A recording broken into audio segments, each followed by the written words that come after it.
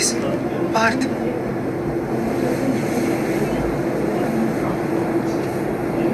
बेटा क्या देख रहे हो? इंग्लिश फिल्म देख रहे हैं पापा, गॉन विद द विंड। जब इंग्लिश पेपर में 31 नंबर आया था तब तो गॉन विद द मार्कशीट हो गया था। नमस्कार, मैं रजनीकांत और आपने देखना शुरू कर दिया है सार्थ। आज हम ऐसे शख्सियत से आपकी मुलाकात करवाएंगे जिनको किसी इंट्रोडक्शन की मोहताजगी तो नहीं है। नालंदा में जन्मे हैं, नालंदा कर्मभूमि है, तमाम चीज़ें रही हैं। बॉलीवुड से लेकर तमाम जितने भी वेब सीरीज पर आप देखते हो, एक ऐसा चेहरा जिसे आप बाखूबी उसके किरदार से जानते हैं। कोई इंस्पेक्टर रजत के रूप में जानता है तो कोई आर्या के तमाम चीज़ों के रूप में।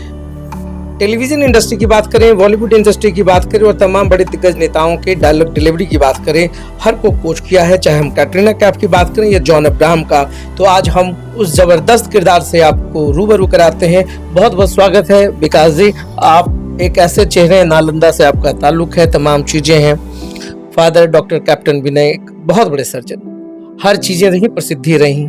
नालंदा में पले बढ़े, मुंबई पे आज राज करने के लिए आप स्ट्रगल कर रहे हैं और काफी हद तक सफल भी हो गए हैं। तो आज नालंदा इंस्पेक्टर रजत को जानेगा या विकास को जानेगा? सबसे पहले तो आपको प्रणाम रजनीकांत जी, और सभी सार्थ के दर्शकों को प्रणाम।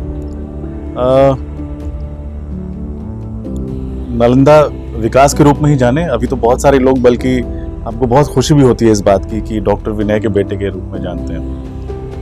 जो नहीं जानते हैं, जिनको पता चलता है तो उन्हें भी बड़ी खुशी होती है। काम कर रहे हैं, ऑफ कोर्स ऐसे क्षेत्र में हैं कि किरदार ज़्यादा फेमस हो जाते हैं। तो सीआईडी क्योंकि इतना प्रचलित है तो बहुत सारे लोग सीनियर इंस्पेक्टर रजत के नाम से जानते हैं। अब आर्या के थ्रू एसीपी खान के रूप में जानते हैं। कुछ और रोल्स हैं जिनके नाम नहीं जानते हूँ, लेकिन जानते हैं कि चलो परमाणु में था या अभी हाल फिलहाल काला पानी में। आगे हाँ, अब कुछ लोग आने लगे हैं जो विकास या देख लेते हैं तो गूगल करते हैं अपने नाम देख के आप विकास कुमार हैं। आगे हमारे काम की वजह से वैसे, और होपफुली हम सामाजिक कुछ काम कर सकें जिसके कारण विकास के रूप में भी जाने। क्योंकि नालंदा से जो अटैचमेंट है वो मैं देखने को मिलता है, जब भी मौका मिलता है आप नालंदा जरूर आते हैं। और मेरा एक सवाल ये भी है कि चूंकि अटैचमेंट की बात हो गई, एसीपी खान की भी बात होगी, इंस्पेक्टर रजत की भी बात हो गई, ये पुलिस का जो किरदार है ये आपको इतना पैशनेट क्यों करता है? नहीं, ऐसा नहीं है, पसंद आता है करना। पता नहीं हमारे डील डॉल में शक्ल में ऐसा क्या लगता है कास्टिंग डायरेक्टर्स को कि हमें अक्सर कॉप के रोल में या आर्मी वाले के रोल में कास्ट किया है। खुद से चूज नहीं किए, अब तो थोड़ा सा रोक भी दिए हैं। जब तक बहुत अच्छा रोल नहीं आएगा तब तक कोशिश कर रहे हैं कि इंस्पेक्टर वाला रोल ना करें। वैसे भी आर्या करते ही आए हैं, काफी किए हैं, लेकिन अच्छा रोल आएगा तो जरूर। मेरे ख्याल से जो सवाल मेरे थे नालंदा पे, थोड़ा सा आप इमोशनल भी हो रहे थे, कुछ बोलना चाह रहे थे? नहीं, हम बचपन की बहुत खूबसूरत यादें हैं, और मेरे माता पिता हैं नहीं, बहुत पहले गुजर गए, और उनका बड़ा योगदान रहा है यहाँ, प्रोफेशनली भी और सामाजिक तौर से भी। और बचपन से भी हम 5 साल की उम्र से ही हॉस्टल में थे, तो हर साल ऑफ कोर्स 4 साल हॉस्टल में रहते थे, 4 महीने हॉस्टल में रहते थे, 2 महीने की छुट्टी होती थी, तो साल में 4 महीना तो यहाँ बीतता ही था। यहाँ पूरे मोहल्ले, कमरुद्दीनगंज मोहल्ला के हम और सबसे बड़ा लगाव है।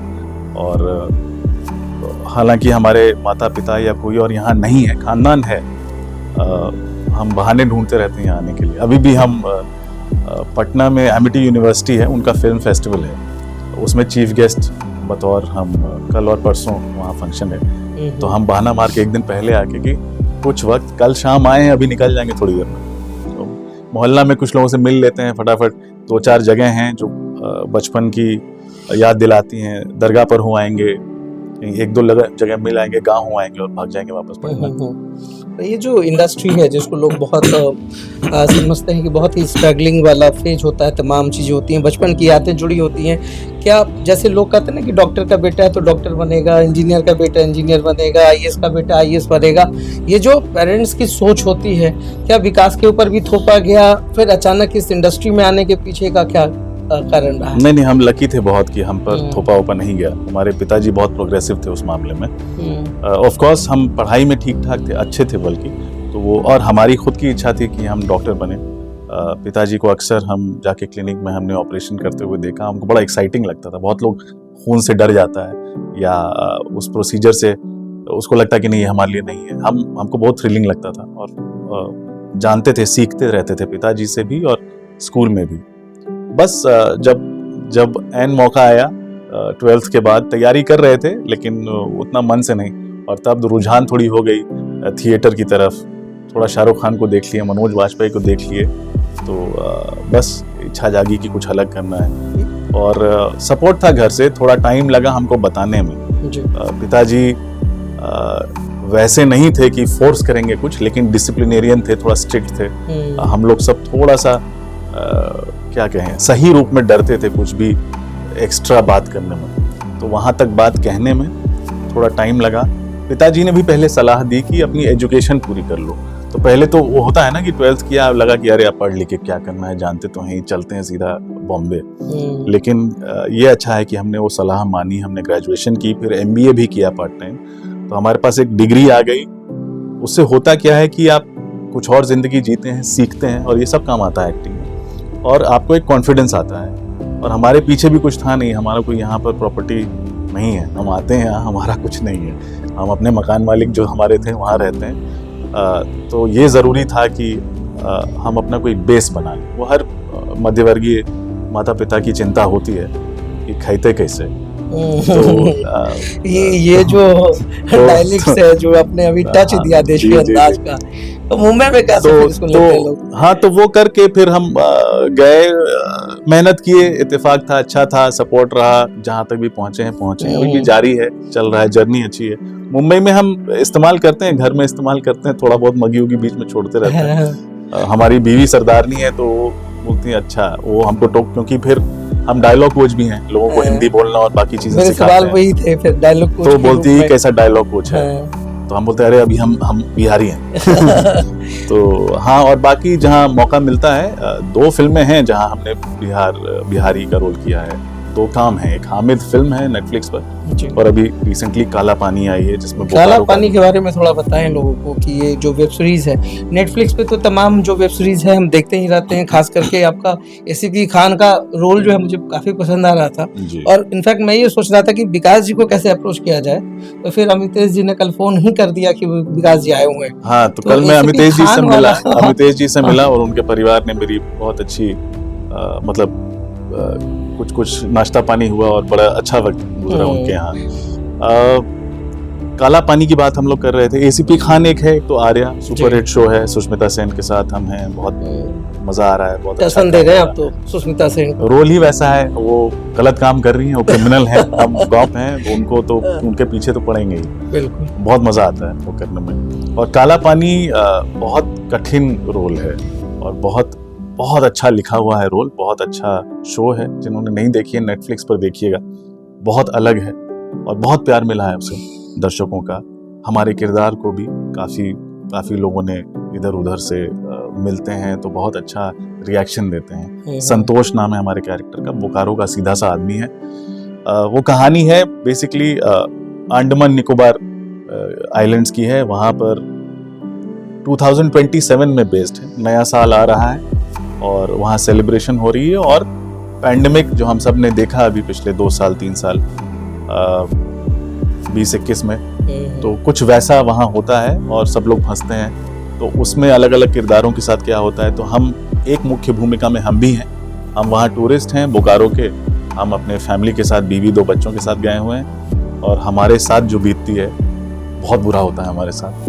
बहुत रोए हैं, बहुत रुलाए हैं, और कई मर्द खासकर मिले हैं। ऑफ कोर्स मर्द को होता है ना कि बड़े होके कि हाँ, ये हम लोगों को प्रोजेक्ट करना होता है कि रो नहीं सकते हैं, लेकिन कई मर्द हमें मिले जिन्होंने कहा कि आपने बहुत रुलाया और उन्हें अच्छा लगा रो के।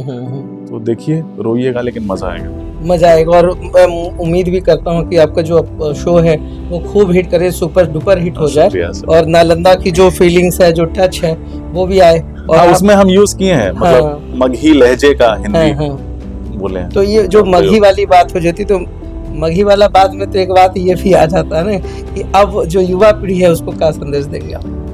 युवा पीढ़ी, हम बहुत ज़्यादा यहाँ की युवा पीढ़ी को नहीं जानते हैं, लेकिन जो देखते हैं एक ट्रेंड, वही मॉडर्न युग के साथ जो है, हर चीज़ के साथ, टेक्नोलॉजी के साथ इसके साथ इसका दुरुपयोग भी होता है। तो इस पे थोड़ा सा कम वक्त बिताएं, और ये जो पूरा एक बना हुआ है कि इंस्टाग्राम और ट्विटर और फेसबुक और रील और ये सब अच्छी चीज़ें हैं टच में रहने के लिए, अपने दोस्तों के साथ, परिवार के साथ अच्छी चीज़ है। अगर आप में हुनर है, ये हम ज़रूर बोलते हैं कि अगर आपको लगता है बहुत अच्छी एक्टिंग कर सकते हैं, अगर आपको लगता है बहुत अच्छा गा सकते हैं, तो ये बहुत यूट्यूब रील्स वगैरह बहुत अच्छा जरिया है, आप डालिए। अगर आप वाकई अच्छे हैं तो वायरल होगा, लोग देखेंगे और सही जगह तक पहुंचेगा, और हो सकता है आपको वहां से काम मिल जाए। तो वो करें। उसके अलावा थोड़ा सा डिजिटल यूसेज से, इंटरनेट से थोड़ा सा दूर रहें, थोड़ा सा पढ़ाई पर ध्यान दें। मैं ये जानना चाहता हूँ कि इस इंडस्ट्री को आप जी रहे हैं, फील कर रहे हैं, समझ पा रहे हैं। हमारे समय में, आपके समय में वो तमाम चीज़ें नहीं थी। आज वेब सीरीज की बात हो रही है। अब मेरे ख्याल से वल्गैरिटीज़ बहुत ज़्यादा हावी होता जा रहा है, और जो युवा पीढ़ी मान लीजिए कुछ देखना चाहती हो, और उसको वो ना दे करके जो कंटेंट्स की बात होती है, क्या उस पर कभी इंडस्ट्री या इस पर कोई विरोध या कभी कुछ ऐसा इनिशिएटिव आपने लिया हो या अन्य लोगों ने लिया हो? जी, देखिए, जाहिर सी बात है कि फिल्में तो हमारी वो सेंसरशिप के अंडर आती हैं, वेब पे अभी नहीं है, तो अलग अलग किस्म का कंटेंट है। वो वैसे भी दुनिया का कंटेंट अब ऑनलाइन अवेलेबल है हर चीज पे। खुद का विवेक होना चाहिए, क्या देखना है, नहीं देखना है, और बनाने वालों का भी होना चाहिए। हम एज एन एक्टर कोशिश करते हैं कि, खैर हमारे पास ऐसा अभी कोई काम भी नहीं आया है जिसमें कि हमको गाली देना ही है या सिगरेट पीनी ही है स्क्रीन पे या ऐसा कुछ। तो जहां तक हो सके हम वायलेंस या ऐसी किसी भी चीज से दूर रखते हैं अपने आप को। अगर बाय चांस लिखा भी आ जाता है तो हमारा चलता है कि यार इसके बिना हो सकता है ना, तो नहीं करते। लेकिन अगर आप किसी ऐसे शो का हिस्सा हैं जिसकी वोकैबुलरी ही वही है, तो ठीक है, हम भी उसे एज यंगस्टर्स उसको शो की तरह देखें, उसको फिक्शन की तरह देखें, और उससे इतना प्रभावित ना हो जाएं कि उसको अपनी जिंदगी अडॉप्ट करना शुरू कर दे। वो है फिक्शन ही। तो मैं अपनी बच्ची को भी सिखाता रहता हूँ बचपन से कि ये सिनेमा है, ये फिक्शन है, ये असली नहीं है, खून खराबा हो या कुछ और हो। तो हाँ, कोशिश वही करनी चाहिए। और एक चीज मैंने पाई है आज के यंगस्टर्स में, ये भी है कि बहुत जल्दी बड़ा होना चाहता है। हाँ, ये वो रहता है, हम लोगों में भी था। हम लोग जब, मगर हम लोगों में डर भी होता था कि ज्यादा बड़ा होंगे तो फिर थपथपा दिए जाएंगे। जी, तो वो भी था। हाँ, तो हम ये कहना चाहते हैं, और ये इसलिए भी कह रहा हूँ कि मैं अपनी बच्ची से भी कहता रहता हूँ कि अब वो 13 की है, वो 30 की तरह बिहेव करती है। तो मैं कहना चाहता हूँ कि ये दौर, ये बचपन का जो है, इसको एंजॉय कीजिए। बचपन, जवानी, इसको ये वापस नहीं आएगा। फिर जब 40 के पार जाइएगा तो लगेगा अरे वो बेहतर था, या एक बार ब्याह हुआ हो जाएगा, नौकरी कर लेगा, बोलिएगा एग्जाम में बेहतर था, वो से टेंशन बढ़ जाएगा। तो हाँ, जो जिस जगह है उसको एंजॉय कीजिए, उसको पूरी तरह जिए। आगे मौका हर चीज जीने का, एंजॉय करने का, हर चीज झेलने का भी आएगा। बिल्कुल। तो उसको जब आएगा तब। एक पुरानी बात है और बहुत अच्छी कहावत है, जिस मिट्टी में जन्म लिया उसका कर्ज उतारेंगे। तो नालंदा से इनफैक्ट कुछ ऐसा आप अपकमिंग या कभी फ्यूचर में लगता हो कि हाँ, बच्चों को कोच करें या बच्चों को कुछ, या नालंदा के लिए कुछ करें? नहीं, आपने बिल्कुल सही बोला। अब वो वक्त आ गया है लगता है। एक मेरी संस्था है स्ट्रिक्टली स्पीकिंग नाम से, और जैसे कि नाम से जाहिर है कि हम बोलने पे काम करते हैं। तो हम डायलॉग कोच भी हैं, वॉइस ट्रेनर भी हैं, कमेंट्री ट्रेनिंग भी देते हैं, रिपोर्टर्स को भी ट्रेन कर चुके हैं।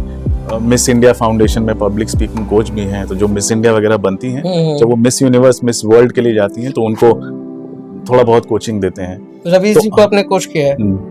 मतलब रवीश जी सीनियर हैं और वो ऑलरेडी बहुत अच्छे हैं, लेकिन एक जमाने में काफी टाइम हो गया। मैं इसलिए पूछा क्योंकि आपने रवीश जी का, मैंने देखा आपके प्रोफाइल में। नहीं, तो मुझे ये भी लग रहा है कि आप हमको कब कोच करेंगे, हमको कब ट्रेन करेंगे। नहीं, जरूरत नहीं है। देखिए, है क्या, आप सब इस फील्ड में हैं और अच्छा कर रहे हैं क्योंकि आप अच्छे ऑलरेडी हैं। हाँ, हमारा भी एक्सपीरियंस है, थोड़ा सा हमने बहुतों को देखा है, सीखा है। 2 चीज हम भी शायद कंट्रीब्यूट कर दें, बोल दें। तो ऐसे ही रवीश जी या और तमाम लोग, या अभी जैसे IPL चल रहा है तो वहाँ कमेंटेटर्स को ट्रेनिंग देते हैं। जो नए आते हैं उनको ज़्यादा की ज़रूरत होती है, जो थोड़ा कर चुके हैं, जो अच्छे हो गए हैं, उनको बीच बीच में कहीं कुछ गलती हुई तो हम व्हाट्सएप पर या जब मिले तब बता दिए, ये चलता रहता है। उसी को आगे ले जाते हुए हमारा ये है कि हम यहाँ के लोगों के लिए एक तो इंग्लिश स्पीकिंग पर बहुत ही सरल तरीके से, जैसे किताबों में होता है वैसे नहीं, हम जितना हम एक्सपीरियंस हासिल किए हैं हिंदी इंग्लिश ये सब सिखाने में, वो और दूसरा थिएटर या एक्टिंग की तरफ कुछ शुरू करें। इंग्लिश स्पीकिंग वगैरह तो स्ट्रिक्टली स्पीकिंग नाम से हम एक ऐप पे काम कर रहे हैं और वो बहुत ही, मैं बीच में इसलिए बोलना चाह रहा हूँ क्योंकि मैं लैंग्वेज ट्रेनर रहा दिल्ली में और यहाँ पर हमने दिशा इंस्टीट्यूशन शुरू किया था जी। It was a very good institution in Nalanda, और उसके बाद बंद करने के बाद मुझे ये लगता था कोई विरासत जो है इसको आगे बढ़ना चाहिए।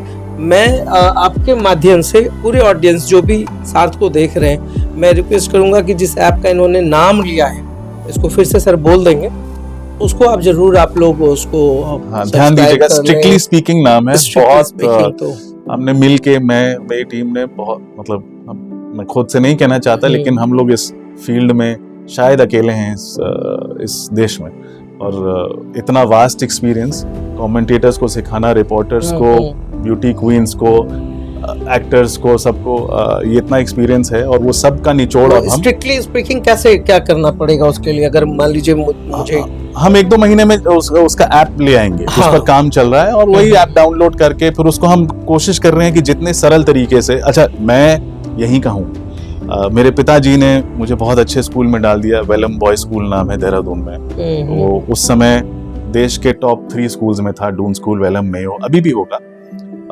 पिताजी से पूछा भी था किसी ने कि अरे हियो तो पढ़ लिख जाता है, डीएम बन जाता, तो हुआ कहाँ काहेला भेज दिला इतना दूर।